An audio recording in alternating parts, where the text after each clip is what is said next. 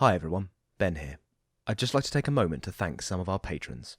Lacey Ruff, Julia Morgan, Nope, Liz Coolman, Francesca Todd, Alina Mikalecki, Matt Weir, JST1138, Kristen Bonner. Thank you all. We really appreciate your support. If you'd like to join them, go to www.patreon.com/Rusty Quill and take a look at our rewards.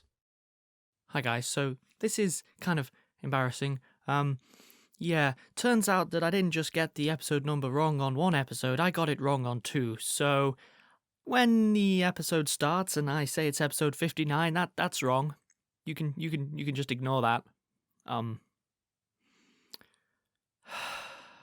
My bad. Enjoy the episode.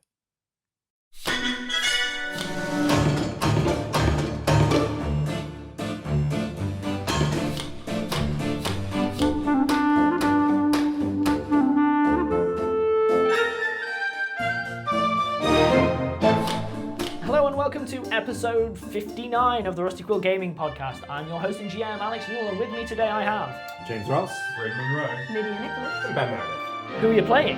Zolf Smith, Sasha Racket, Hamid, Haroun, al-Tahan. Sir Bertrand MacGuffingham. And you might actually make it out of Paris. I don't believe there are any places beyond Paris. We I'm simply waiting. exist in Paris. Paris is all there is. There is no escape from Paris. I'm waiting for us to crash into Eiffel's Folly. Now there's an idea. Oh no! So, as a brief recap, you managed to reconvene with Wild. He told you effectively you should all be moving on to Prague. After a brief sojourn via a locksmith Then a tank. and then a tank. We basically became the target of a small war. Running away, running back away. Pretty much. Long story short, you made it to the aeroport. Yay! Yeah. And in the aeroport, We you found an managed to find aeroplane. an aeroboat. Yeah. Oh, yeah. As it stands, you are now aboard a ship.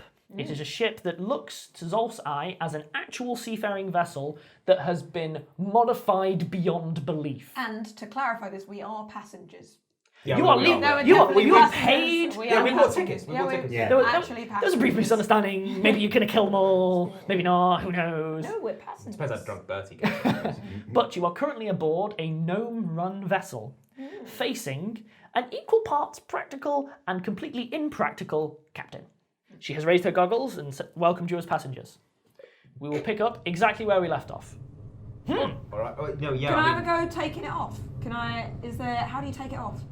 I like you. You can come with me. All The rest right. of you, right? I need names. Go. Zolf. Well, I am Sasha, but you don't need my name. I'm just the one that's keen on the Hamid, ship. Haroun, al-Tahan. I, madam, am Sir Bertrand MacGuffingham, and Bertie gives a very formal and impressive bow. A pleasure for you to meet me. Who's the This is squit? Fine vessel. That'll be Oscar Wilde. Her face drops instantly. All sort of pleasantness, all fun, and all of that is gone to complete stony face. Oh, Oscar, she's heard of you. Yeah, don't worry, we're not his best fans either. Oscar's currently kind of stood behind Bertie and just sort of pokes his head out from behind the armour. Here's the deal. Get him off my ship, we can go anywhere you want. If he's on my ship, either he goes or I'm probably going to have to arrange for everyone to be kicked off this ship. while Either in this flight. wild goes or we must. That's good. If you know what that is actually Thank good, you, that's thank really you, good. you're welcome. Everyone, maybe give that a Google. That's a good line. I'm going to go ahead. Yeah. Fine, James, well you done. know what? That was a So- good line. Thank you, Yeah. you're welcome. Shall I give you some Bert- laughter as well? It's good, it's That was important. witty. Fine! Bertie picks up Oscar Wilde with the scruff of the neck and goes, just drop him off here, or... I mean, if you'd kill him first, that'd be best. Yeah, fine. No. Wild's there just looking at the female gnome, whoever it is, and just goes, let them fly, and I'll get off here. I'll make my own way. All right. See you later, Oscar. Wild just goes, look, is there no way you can... And then the female gnome pulls whatever contraption she has on her hip and levels at him and says, get off my ship right now, you meritocratic dirtbag. Bertie takes one step away from Wilde and goes, then points at his torso. I shoot probably about here. She lowers her aim accordingly and gives you a wink. Actually, no, if we do get to pick where, Bertie points down at his crotch. She leans down and gives you a wink with a different eye. Wild kind of looks to the rest of you. I mean, Could we keep him asleep or something in a sack? He looks back to whoever the gnome is and then says, all I'd like is 1 minute to speak to them. Can I have that? She says, fine, you're doing it on the deck and under my supervision. Wild kind of nods and quietly gestures for you to come over. Right, what do you want, Wild? Is she your ex or something? Wild leans forward. She wishes. See, it's that kind of charm that gives you reactions like that. That's what I can see. I can see how popular you are. It's more important that you get to Prague Yeah, I know, that's why we've asked you to leave. Yeah, so you go. than it is that we arrest her. Go ahead. She sounds great. Go ahead to Prague. Do not tell her that you are under my supervision. Claim to be prisoners. I don't care. She cannot know that you're working for me. She'll probably kill all of you. It's alright, you're just an idiot we picked up. Yeah, we found you Fine with unconscious. that. I'll try and make my own way to Prague. Alright, see you later, mate. Alright. He looks at the rest of you. I shake him by the hand and wish him luck. He's taken aback and returns it in a very, very sincere, un-Oscar Wilde-like way and doesn't make a pun at your expense. Sasha looks at him slightly warily and then kind of leans forward to shake his hand. I mean, I liked the tank. That was amazing. He's much more wary of Sasha. He's willing to reach his hand out, but he's clearly waiting for the dagger to come out as he's reaching out to shake her hand. She's genuinely impressed by all of the stuff. I know this. He doesn't. Yeah, but Sasha is more dangerous close up than Hamid is. That's just. I mean, if she could do a tumble turn, which seems to be her most dangerous move right now. She shakes his hand really enthusiastically. Oh no, and I mean the flying thing, that was amazing. Although this is a real flying thing, but that was great. No, you should really hope I get to see some of those again now. So I hope you don't female die. gnome again yells, "Get him off the boat, or I'll have to kill all of you." You should probably go because I want to fly this ship. Wild gives Zolf and Bertie a nod and starts to leave. Hope you survive and I get to see the flashy stuff again. Hope she gets to see the flashy stuff again. Female gnome, basically, gun still trained on his back, watches him off, and as he's about to step onto the gangplank, she just kicks him, and he falls a decent distance, maybe 15 feet onto a lower scaffolding. He's getting hurt by that, lands, staggers up, and continues to go down the scaffold and limp, clearly injured Go away. to the rail, lean over, look like I'm just watching him leave, and as subtly as I'm able, cast a message. 1 sec. Okay. And just ask if there's anything we should be watching out for if he doesn't trust this captain. What should we be on the lookout for? There's not a lot. How many words does he have? Or is it just a conversation? It's just a Okay, cool. conversation. So he's continuing to walk away. Yeah. He doesn't turn or in any way acknowledge what's happening. He just Yeah. basically effectively whispers back to you. It lasts 40 minutes, but only 140 feet of distance. He's walking and just goes, "She's a separatist. If you have anything to do with the Merocrats, she will cut you off and push you off that boat while it's in flight. Just don't let her know. And just try to stay out of trouble and watch out. Prague is complicated." And then he heads out into the rain. Yeah, I thank him. The rest of the gnomes, the female gnome just looks around you and goes, "Right, you," points to Sasha, "with me. You, I like you, with me." And then that was to Bertie. Yeah, to Can we just Bertie. confirm to the listeners? To Bertie. Because that wouldn't be obvious. to Bertie. Well, she's a villain. At which point she immediately turns, holsters what you presume was a weapon. None of you, apart from Sasha, have seen anything even vaguely like it before, and strides back to take her position. Right, so I'll just stand here, shall we? The rest of the burly gnomes have finished loading up the ship and are closing doors and so on, and basically climbing aboard and all taking positions. They are all taking positions by various equipment, so it's not like they're manning sails or anything like that. So to your practiced eye, you can see that the ship, they've done a really bad job of retrofitting it, and there's the remains of what probably were the masts, two of them against the deck, but it's serviceable, but whoever did it cares more about the machinery than the actual vessel. That's fine. I mean, Zolf's never been madly in love with ships. Sure. it's like, So without further ado, the female gnome takes a moment, gives a gesture, spinning finger, and then reaches down, and her hands a blur, begins pulling various levers, turning a couple of valves, and so on. There is a groan from the machinery behind her, and the plumes of smoke change colour from lime green to bright blue, and start There's clearly some kind of deep engine in there.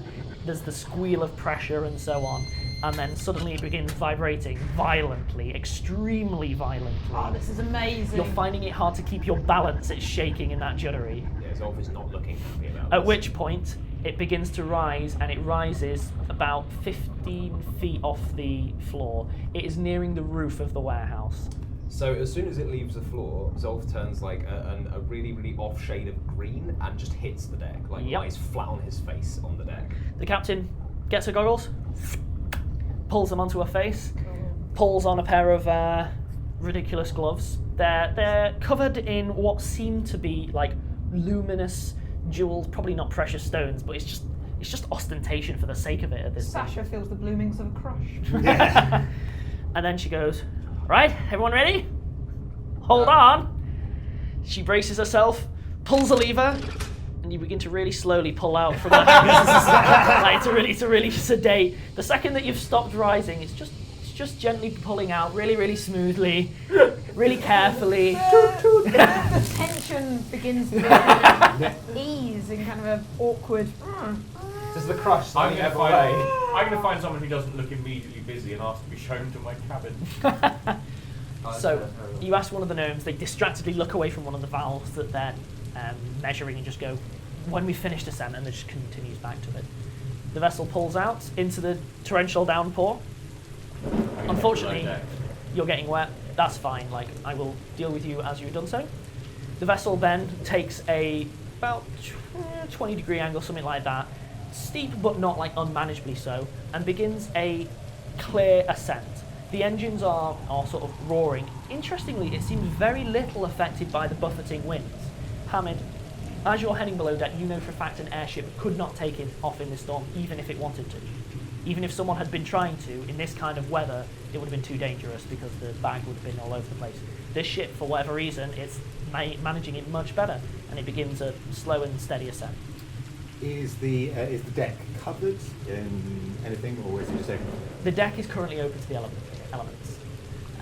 Heading below deck, Hamid, you head below deck and are immediately bowled over briefly by a heavy gnome coming out and just going, "What are you doing? Move!" Heads out onto the deck. Presumably you still head down. Yeah. You find yourself heading down, and there are pipes running everywhere, bits of steam and so on. There's loose equipment which is kind of hanging from walls, but if there's any kind of organisation to it, it eludes you, and you head down. For the rest of you, you start seeing the burly gnomes start coming up to you and basically explaining to you that there are guidelines. They hand you effectively harnesses or belts. For Bertie, they just kind of look at you a bit nonplussed. Do they put one of the like gnome-sized guidelines on each of his trunk-like legs? Stop beating me to my own punches! I'm really sorry. Yes, I'm they really do. sorry. Two of them run away. I'll be quiet. They talk and sort of, you see them quickly retrofit, and then they come back and hold up something that kind of looks like it might be a harness, but it is genuinely two gnome ones that have just been wielded like together. Harness underpants. Pretty much. For the rest of you, they have things that fit. They actually have a dwarven one, like a proper dwarven That's one. cool. If they can fit it on me from where I am, that's fine. Again, they come over to Zolf with the harness and then look at the legs and go, It's alright. It's alright. They just hand it to you, Yeah, and then thanks. they show all of you that there are, on either side of the deck, there is actually a very thin cable. Not like cheese wire or anything, but a thin cable. And the idea being that you can basically clip yourself on, and you're now clipped onto the boat, and they show you, look, you've got two lines here, clip onto the middle one. If you're going to go to a different part of the ship, clip onto the next guideline before you unclip from that one. Really basic, like height and safety stuff. The vessel continues climbing. It's peculiarly domestic, the way that they're taking all of this in stride, when there is lightning crackling quite near the vessel, and, gusting winds. As you're continuing to rise, you see what are actual explosions from the far side, the side that you saw the hangars with movement. There are genuine explosions going off. You continue to rise, and jumping back to you, Hamid, you find yourself in what is clearly an engine room. Maybe not the engine room, but an engine room. It's just full of lots of gnomes, very busy, and the second that one of them turns and sees you, they just start yelling at you to get out. Even if I open a door to see an engine room, I'm not going in. I'm not yes, exploring the ship. I'm looking for somewhere to sleep. The second that you open it, they're like, "Get out! Oh my God, get out!" Obviously, you. I apologise. very politely. Doubling back, you find yourself heading down. If you'd headed down the stairway, the door that was facing the stairway was an engine room. Doubling back beneath the stairway that you came in, you find yourself in a corridor which has more cabin-like structures. You open a couple of doors and you see empty hammocks and so on. Eventually you open a door that has a very, very rudimentary pair of bunk beds in. I'll sleep in a hammock or a bunk bed. Hamid is not bothered. He doesn't want to get in anyone's way. Sure. So he'd like to find something that doesn't look like it's occupied, so that he's not sleeping in someone else's bed, but he's finding somewhere to sleep. Sure. Cutting back to Sasha and Bertie at the front. So the captain is basically accelerating upwards and then turns to both of you and begins explaining how the vessel works, assuming that both of you are on the same path. Yeah. So to Sasha, she's like, okay, so here you've got pitch, here you've got yaw, you've got roll on the wheel. Obviously, you don't want to use too much roll, otherwise everyone's going to fall off, obviously. Now, over here you've got the pressure regulator. She turns to Bertie. Now, obviously, we're running a lot of alchemical reagents from tank A to tank B. We can shift to the reserves, and she just continues talking to Bertie. Those are liquids. Yes. Give me a diplomacy roll. Not bluff. No, diplomacy. give me a diplomacy roll. That is 9 plus 4 is 13. So, as she critically failed her sense motive on you and trying to get the measure of you, you're clearly a gearhead like her because you're taking this in stride. So she's just over the moon. She's prattling now as you continue to rise up. Yeah. Sasha has never heard most of these words before, but she's beginning to be like, so it's like a car, but in 4 dimensions. Yeah, no, exactly. And then the conversation keeps happening. She keeps mentioning the word vectors. Vectors start coming up a lot in the conversation. Meanwhile, as you continue rising, you start rising up towards cloud level. You've actually been rising for about, a half an hour at a fairly steep incline. You're not fast, but the maneuverability of this thing seems kind of independent of the weather. It's bizarre. There's probably some magic going on as well. Hamid, you managed to go to sleep. Yay! Your dreams are not haunted. In fact, you're mostly just exhausted. Yep. For the rest of you, what are the rest of you wanting to do? Currently, you are on the deck, guidelines to do things, and lots of gnomes are just kind of looking at you pityingly and continuing with their work. If I can fall asleep through my nausea, I will fall asleep. Either that or I will remain nauseous and awake. On the deck in the rain. I am not moving. Okay. I cannot move. You will not be able to sleep in this kind That's of fine. a downpour, but stay here. okay, that's fine. You continue rising, and then Roll fortitude against exposure. Yeah. Eventually, the captain, meanwhile, is now basically telling Bertie, right, so if you control everything on the left-hand side, and what was the name again? Sasha, you control everything on the right. Now, obviously, Bill, I want to say Bill? Bertrand, Sir Bertrand, of course, sorry. Okay, so, Sir Bertrand, just make sure that the pressure doesn't go above 200, otherwise we are in trouble. Since Sasha's eyes widen, I think Sir Bertrand might actually. He had a bit of a knock on the head earlier. Like it was hard protecting that. No, I'm fine. Perfectly willing to give this a go. He seems fine to me. Oh, Sasha, careful, you're not maintaining your hydraulics there. We'll fall out of the sky. All right. We got about 3 seconds unless you pull that lever. 2 seconds. Okay, there we go. Maybe just maybe keep an eye on both of us then, right? Yeah. We're ready for a bit more speed now. Okay. Yes, let's go. That Okay. lever looks like the reddest one. That's the one, Sir Yes. Bertrand. You give that one a go. I am a natural at this, aren't I? Sasha could not believe that she might be in this position and not enjoy it. Bertie ruins everything. This might be one of the first times in her life she feels real dread and fear about physical danger. He's selected the correct one, and that choice has been affirmed by the captain. So, Don't know what you're talking about. A stopped clock and twice a day spring to mind as part So of a he's- relevant phrase. He's a vile, posh misogynist. Of course, he's, it's the Top Gear thing. Like, he's a natural expert. If a woman can do it, the wine yeah. Bertie, the Jeremy Clarkson of his day. Basically, yes. I can't unsee it. As you enter the cloud cover, you are accelerating faster and faster. Again, you're not zipping along by any stretch, but you are getting a decent lick of speed. The captain then sort of turns to both of you and goes, right, okay, well, we're basically in the final part of the ascent, so screw it. Okay, Sir Bertrand, you go first. I reckon I've given you enough of a briefing. And then Sasha, you can go second. She just lets go of the wheel and just goes, go for it. The vehicle begins slightly listing to one side as the wheel begins Sir to drift. Bertrand puts one steadying hand on the wheel and rights it gently, evening out the course. Do you have any relevant skills whatsoever? I have confidence. Ride? Handle animal, yeah. Bluff ride. Right, like genuinely ride is. Yeah. The closest thing. So you reach your hand out and take control of it, and you're all right.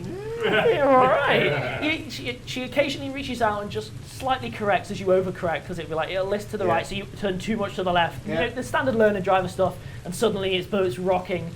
Zolf, you're not feeling great as it begins to rock more and more and A more. slight trickle of vomit just appears from beneath where I'm falling. Thankfully, it's still raining in the cloud cover. You're not high enough so yet. then it washes out. So, This is really easy. Sir Bertrand, watch your pressure again. Honestly, I mean, you got a bit of a blind spot for the red gauges, eh? Nah. Sasha is terrified. She reaches out and just goes, I mean, do you mind if I just... It's kind of minor stuff. She begins like shifting a few of the pressure valves. You notice the pitch of the engine drop down from, threateningly high to a more gentle engine noise. Eventually, you don't manage to crash the vessel, and she goes, cool, Sasha, do you want to go? Yes, yep, like, yes, yep, like, I'll give that a go. Right, yes. Like, both from the desperate thing of trying to take over from Bertie, who she thinks is the most incompetent individual that's ever lived, but also being so in awe of this opportunity that she's actually beginning to get a kind of stage fright. Yeah. Okay, right. Now, young lady, what you do is you hold your hands at 10 to 2. Okay, and just actually letting Bertie show her what to do, just so like, right. She has a weird gleam in her eye, or alternatively, she reaches out and just spins the wheel. You are both tied on. It does a full barrel roll. All of the gnomes you hear go, oh really? Honestly, for God's sake! It does a full barrel Sam is roll. choked off by rising vomit. Yeah. And then sprays in an arc like an acidic Catherine wheel, Gross. following the roll of the airship. Gross. Hamid, give me a will save. Oh, it turned into a murloc. 15. 15. Hamid clearly stays You asleep. stay asleep. He wakes up oblivious at the end of the journey. Again. Going, that was really easy. For the listeners, not for Hamid. Hamid tips up towards the top. Turns out the bunks are padded on both the top and the bottom. You sink into the top. And the hammock is just Does a full 360. But yeah, Incredibly gently. you do a full barrel roll, and then effectively she just finishes it, hands it to you, and goes, honestly, it's a lot more robust than you think. Go nuts. Sasha just keeps her hands on it. Like, this is the best day of my life. And I think we'll take a break there and be back in a couple of minutes. Hey, you, you with a face, yeah. I know I shouldn't be here, but got in like a wet ferret slipping through the hands of a moisturiser salesman. You know me. I just needed to let you know about this deal, right? You head over to rustyquill.com and follow the links to the store, or go on redbubble.com and search for us. I've been appraising this stuff, and it is good. There's all sorts of stuff in there. You want Brutor's face on a mug? You got it. You want Hamid's face on the wall? It's there. You want Bertie's face? Why? Yeah, well, I gotta go now, but you just remember, right? Head over to rustyquill.com, follow the links. Tell them I sent you. Just, well, I just wondered, though, are you gonna eat all that eel quiche?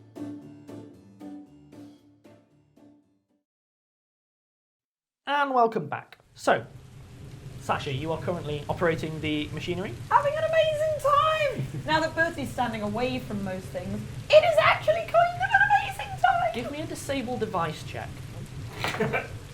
Oh, only a 2. But then plus 11. Oh, thought there was going to be some danger there. So 13. So you're getting a little bit disappointed because it's less intuitive than every dream you ever had. Yeah. That's about it. Criticising the UX. So what it is currently is you can see how it works, but there's a better way of doing it. I mean, there objectively is. Like, you shouldn't be controlling velocity in a lever that's so far from the steering wheel. You have to let go, let it list a bit, go alter the speed, and then come back to the wheel. It's almost like it's been retrofitted. Yeah, iterative And design. And by people that really enjoy the look of cogs and levers, but not necessarily the function. Yeah. Something to discuss later, I think. The punks that like steam. Yes. Thank you. I was going to say it and was worried that I'd be told I'll be alienating the audience again, but yes, yes. Those gnome hipsters are the worst. If there ain't gnome hipsters listening, then frankly, you can take your custom elsewhere. So, you tell them, Bryn. the ship finally breaks out from above what turns out to be very low cloud cover, although it is cold. The gnome crew start easing off from all of their various duties, monitoring the equipment. Obviously, things are settling down, and you level out at exactly above cloud level, so there's the pleasing wake of disturbed cloud behind the vessel as it's travelling. It's such a shame that this beautiful, pure moment has been ruined by the fact that Bertie was quite good at it. Genuinely loving it, but there's the waves, there's everything that she wanted to be, but Bertie was also... And now we're all up in the cloud cover, and Bertie, I've just remembered from his side quest, has got like a full series of cold weather furs. So he's looking majestic, like in a full snow leopard outfit. I feel like if Brutal was still around, Bertie would go to the prow and hold out his arms.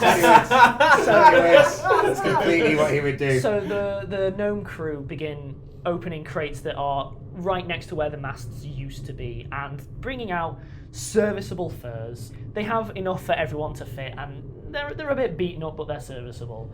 The captain looks to Bertie as Bertie begins donning his cold weather gear that's compatible with his armour and so on, and it looks fabulous. It looks amazing. She looks better on me than it did on the snow leopard. She just turns to Sir Bertrand and goes, "You must put me in touch with whoever put that together. You must put me in touch with your haberdasher." She then slowly takes command back from corrupting Sasha. everything that Sasha wanted. I'm really enjoying this. We're really getting on. What a lovely time I'm having at this new skill that I happen to have just lying around. Sasha's hands are on the wheel, and it's just, but she kind of like begins to, like, doesn't want to grip the wheel. It's almost like it's sort of acidic. There's some bitterness within it. Zolf vomit. The captain yells out over the side of the raised platform where all of the controls are and just goes, 15 to me. One of the crew runs over and he basically implies that he's going to take over from the controls from you, if that's all right. Yeah, she just sort of, her hands spring away and she just looks a bit ugh. He takes over with practiced ease and adopts an expression that can only really be described as quite bored. Like he's done this a million times before. And the captain basically comes to you and goes, "Well, Paris, eh? Woo!" Yeah, it was interesting. Oh, I apologise. Before I forget, she pulls the weapon and holds it to Sasha's head. Why were you with Wild? Give me an answer that I believe and give me an answer that makes sense. We were running away from a job and we found him unconscious. And then he said, "Go this way." And he seemed to know what he was doing. We don't really know Paris that well. We are mercenaries from London. We got told there was an interesting job in Paris. And then all of this stuff has gone down and we just know that our next job is in Prague, so that's kind of like why, right? Okay, now give me the bluff roll. Okay. Ooh, critical fail! Critical fail. Critical fail! If it's any consolation, she got a natural 20 on her sense motive. Right. So that one's never going to go well. And maybe with that discrepancy, that's even particularly bad. Her eyes go very, very cold. She cocks the weapon and starts applying pressure where effectively your only choice is to either step back like slowly as she applies the pressure or literally bat her away. Those are your only options. Am I aware of this occurring? Give me a perception check. Sure. 25. Yes, you are. Fort save to get over my air sickness? Because, oh dear. Yeah, give me the fort save. 18. Yes, actually, you get yourself together and you can see the captain gun effectively to Sasha's forehead slowly walking forwards in such a way that Sasha is being slightly edged closer and closer to the edge of the vessel. Alright, what's going on here? Bertie draws his sword and is about to attempt an intimidate check on... The second that she sees you draw the sword, the captain yells out, 1 through 12 on deck now, full arms. Look, all right. He gave us the job, but we don't actually know who he is. Hang on a minute. What's the problem? She wants to know how we know Wild. Like, she doesn't believe that we actually hate him as much as we do. I definitely do. Let me count the ways for you, my captain, Alright, on which I hate Oscar Wilde. Alright, here we go. Look. He's Bertie's ex-lover. She stops, turns to Bertie. I want to cut off his skin. A bunch of heavily armed gnomes break out onto the deck, wielding weapons none of you have ever seen before. You couldn't even guess their purpose, and they are armored as well, in slightly weird armor, but nonetheless. The captain's just looking to Bertie, then is canny enough to know that to see the truth, she looks to Sasha and just tries to read Sasha's face. Yeah, they are. It's disgusting. The way that they talk about it is gross. Like, they're just constantly making pervy remarks. As soon as they stop being lovers, it's even worse. It's just it's filled. all this like sexual tension thing going on. Oh. And so he offers us a job, but there was money, so we did it, but he's awful. She yells to the rest of the crew, grab the dwarf! What? She then, holding the gun, comes in close to Sasha and just goes, why Prague? Just, we know there's another job there. She steps down. The dwarf's in charge, right? Yeah, technically. It's oi, and it's Zolf. The captain heads down. Yeah. Releases the gun from Sasha with a flourish, pockets it, pulls out what looks to be a cutlass actually, and starts heading towards Zolf. She approaches Zolf and basically gets the cutlass under his chin and just gestures for him to get up from where he's been sprawled basically on the deck and just standing up. As I'm getting up, it's like, if you expect me to fear death, you're going to be sorely disappointed. Give me a perception check. That is 25. As she lifts Zolf up, basically at the tip of her cutlass to stand, raising his chin a little bit, her eyes flit to Zolf's ring and then flit back to his face. She gets a confused expression, grabs his hand without asking, and then has a look at it. Hey, what? Releases it. What is it about people in that ring? What's your chapter? What? What chapter are you from? Sorry, what's your suit? I'm not wearing a suit. Thanks, Brutal. What? Look, this is a ring I got off of my brother. I don't know. What was his name? What was his name? Ferrin. Ferrin Smith. Who's your father? Harold? Oh! She takes the cutlass, puts it back. Oh, I'm so sorry. Here, come on. I'm so sorry. It's okay. Everyone back to it. It's fine. Oh, you should have said. Why didn't you say? I didn't. Oh no! Come on. Oh, where'd the What? Where'd the halfling go? He's fine. He's got nowhere to go. Dinner at mine? You know the standard pirate ship thing that you have, where you have the upper deck which has the wheel, and then beneath is effectively your captain's cabin, dealy above deck. That.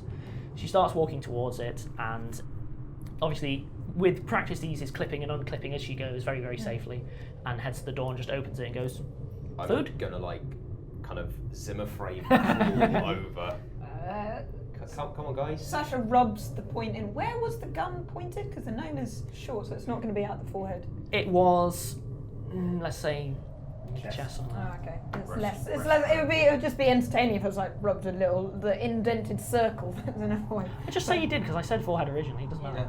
It'll work. Well, no? maybe she had a box. Yeah. Sasha rubs the indented circle on her forehead, slightly grumpy, but she's quite used to fortunes flipping around as fast now, so she just shrugs and like, so what's for dinner? That is a good question. So you all head into her cabin. The door shuts behind you. She has a whispered conversation with a gnome who is in there. The gnome heads out. The cabin itself it's not as you'd expect, given how flashy she's dressing. It's full of stuff, like engineering things mainly, gears big brass telescopes, things like that. But at no point, what I mean is, there is no opulence there. There's no bed. That is exactly what Sasha, if she had all the money in the world, would have in her bedroom. So there's just like shiny mechanical things in a big shiny mechanical ship that goes around nicking expensive stuff from exploding cities. There is no understanding of how it could be more awesome. Are there any written bits and pieces knocking around? No, nothing. Okay, nothing at all. There is a large circular table in the middle, which is covered in stuff. She just looks at it and goes, pushes a button that's on the desk beside her, and then the whole thing, the middle, flips, just scattering bits all over the floor, inverts and then replaces itself into... There is like plates fixed into it. Like magnetized? Or... Yeah, basically, and then there's some cutlery to it as well. So it's now set, ready for food. This is Wallace and Gromit level engineering. But it's just scattered stuff everywhere, and she just walks quite casually, just treading on all of what to Sasha's eyes is incredibly complex equipment and quite valuable. It's beginning to get confusing. So And then many emotional turmoils. She just pulls up a chair and goes, "Food will be here in a sec. I had to send someone to get your halfling friend. I figured that we should all probably talk together." Yeah. Yeah, he's good at that. Yeah. It's an emotional barrel roll. It's not the physical one we did earlier. Really confused. Less nausea, I imagine. Anyway, I will more. She's fine jumping around. I will accelerate time a bit where Hamid, you're basically gently woken and led back to the captain's cabin. I need my spells back. I haven't had 8 hours. Are you kidding me? It's a bright, sunshiny day above the clouds. So, you are led back into the captain's cabin. Meanwhile, while this has been going on, the captain has just been shooting the breeze, mainly about travel.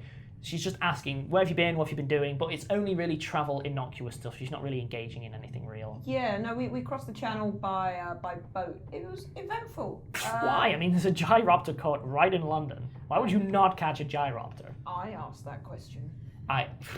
Exactly. Anyway. Trains, madam. Trains are the answer. Zolf's just distractedly looking at the ring. Hamid, you are shown in and food is being dished up, basically being brought in. I looked very sleepy and not very happy until the food appears. That's the point I perk up. It's done via a dumbwaiter. She just serves herself. It's not particularly like... Don't do yourself down. If you apply yourself, Sorry, carry on. And she sits down and goes, "Cool, so, well, what are the spades doing in Paris?" The spades? Okay, I've got to ask, did you inherit maybe that ring? Yeah. Okay, I mean, do you know anything about what it means, why it's there? My parents were miners. Yeah, okay. Right. They were underage. No, in Somerset, miners, they mined things. What is there to mine in Somerset? Tin, primarily, I think. Oh, yes, no, quite right. Yes, In this fantasy land, probably mineralanium. Yeah, shame about... Easily obtainable. Hour and a half away from Londonia. Convenient. Any mithril mines in Somerset? That's a good one. She just pipes up and goes, I was sorry to hear about you, brother. I'm sorry about that. Yeah, me too. So, I hear you're going to Prague. I mean, you should have said your spades. She reaches in and then grabs the bag of gold that Hamid goes and just throws it back. I mean, obviously, that's kind of irrelevant. You should have just piped up earlier. Thank you. I just wanted to make sure everything was on the up and up, do things properly, you know. I didn't want any unpleasantness at all. Just spades? What? You genuinely don't know, do you? No. Hearts, clubs, diamonds, spades. Your dad's from the spades. He gave the ring to your brother, but you know the unfortunate. I kind of assumed that if you had the ring, you'd have been briefed on this. He was just like super keen to mine. He wanted to be a miner like my dad, like his dad before him. I thought. Okay. Well, I don't know how to tell you this. Then it's not really my place. Your dad and your brother were kind of with the Harlequins. Anyone know what the Harlequins are? Harlequins. Knowledge, history, maybe? Knowledge, nobility? Sasha, give me a wisdom check. So D20 plus whatever your wisdom modifier is. She's not very wise. Oh, she is a bit wise. I'd also allow knowledge history. She doesn't have any knowledge history, so just 15. Bertie has a total of 18 for knowledge history. Sasha, you vaguely remember an overheard conversation between Rakefine and your tutor, so this was way back in the dim and distant. You got in trouble for listening in, actually. It was one of the only times that Rakefine ever got annoyed at you, like properly angry. You never really saw him angry. The only things that you really made out were the word Harlequin, which at the time you didn't even know what it meant. Bertie, Harlequin might refer to a bunch of things. There certainly was in England, there was a group called the Jesters, and the Jesters basically set themselves about, they were sort of a vaguely libertarian society, like more than 200 years ago at this point. It was kind of a fad, like a rich person fad that never really caught. But that's the closest tie you can get, but even you know that that's pretty tangential, like that's a pretty big stretch. Mm-hmm. So Zolf means, it means nothing to Zolf. So, yeah, I mean, your dad was with the Harlequins.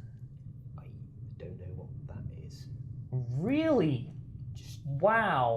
Nothing. Just Zolf Smith and the Smith family. Mining away. You didn't think Smith was a weird name for a dwarven family? I assumed we married into it. Or took it on, because, immigrants usually like to not stick out so much. Yeah, well, bombshell time. Your dad is was with an anti-meritocratic society. Right. I mean, okay. It's a bit awkward, but I mean, anyone who's good with you, she gestures to the rest of the group, is good with me. Yeah, sure. Oh, yes, Mr. Smith and I are firm friends, yes. It's all right, Zolf. We've all got weird family mysteries. I suppose I didn't think I did, but fair enough. That's a weird family mystery. Yeah, I can understand why your dad didn't tell you. It makes sense. Okay. He quit, sort of. He basically distanced himself from the whole thing. I heard your brother was interested, and your dad didn't tell him no, but your dad didn't want anything to do with it, really. Right, that explains a lot. He was very important once in the day, but he kind of backed off from it, really. Sure. All right. Well, good to know, I guess. I mean, once the whole separatist thing set up, it was kind of dangerous to be linked, so he thought it best to just kind of cut that cord. Yep. It's a shame. He's a very, very smart man. I kind of regretted him ending up in mining. He was wasted on that. I mean, he was a good miner, I guess. Amazing tactician. Really amazing tactician. Right. Okay. Oh, there you go, Zolf. That's where you get your choices, like hiring Bertie and arranging us. We got tactics. Tactical masterstroke, that. I would recommend that. I would say that was your finest move, Mr. Smith. We've done lots of tactical Hamid stuff. chokes on one of the things he's stuffing his face with, but quickly covers it. Glittering the pinnacle of tactical excellence. Not just tactical, for that would imply short-term. The hiring of Sir Bertrand MacGuffingham is a strategic masterstroke against our enemies, yes. Well, I mean, in fairness, like, that was Rakefine's job. He was the big picture guy, and then you had, Excuse me? Nothing. Just began go to ahead choke on this. Roll my incredibly high modified sense motive. Pa-pow! Give me a bluff check because you're trying to hide it. Just choking on this water. Ooh, 19 plus 6, so 25. You know what? She rolled low enough. Turns out she's more willing to believe that you're incompetent enough to choke on water than she is willing to believe that you're lying. Just choking on this water. I'm not in any way able to do incredible tactical sleight of hand. Use your words. It's fine. I'm like Sasha's torn between desperately wanting to hide stuff and not wanting to seem like an idiot in front of one of the people that she's admired the most that she's ever met. A whole chapter in Sun Tzu's revised Art of War that's just my face. Wait, didn't Gusset say that Rakefine had this?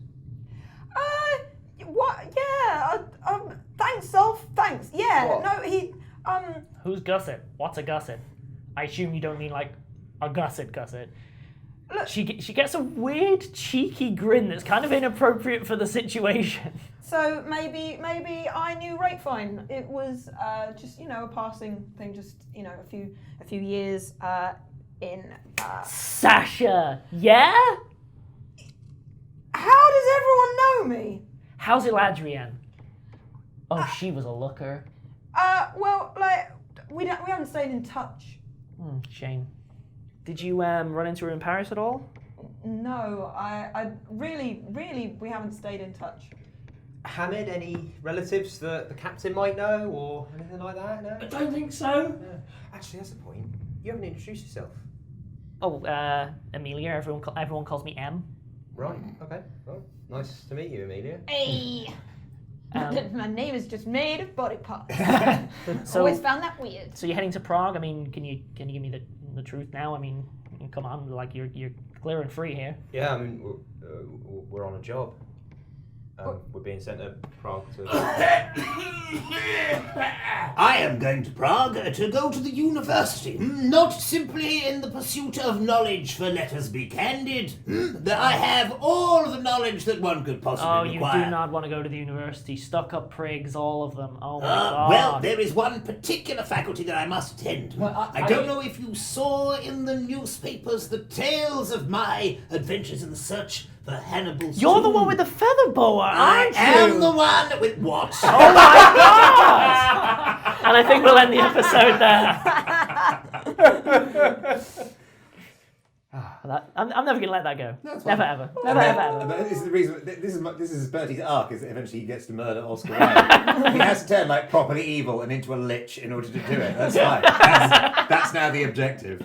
Oh, if we can find Brutor and turn Brutor into a lich as well, an adorable little lich dog. And your love would last forever. It would, wouldn't it? Yeah. You could put your hearts in the same jar. Exactly. He wants to leave Oscar Wilde lying in a gutter. Yeah. No, just lying in a gutter. With his eyes cut out. And on that gross note, I think we'll end there. So thanks for listening, and we hope you come in next time, and we'll find out what else is happening as you travel on the way to Prague, finally out of Paris. Bye, guys. Bye.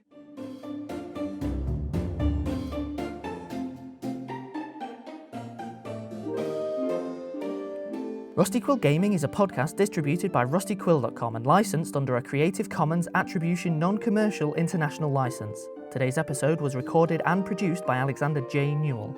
To comment on episodes, make donations, and view links, images, videos, and show notes, visit rustyquill.com.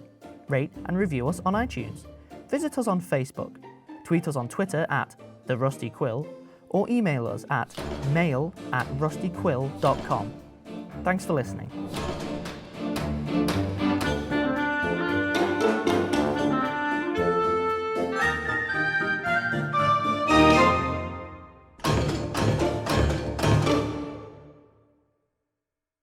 Ring I got off of my brother.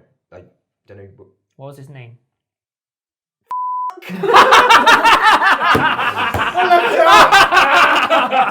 Oh,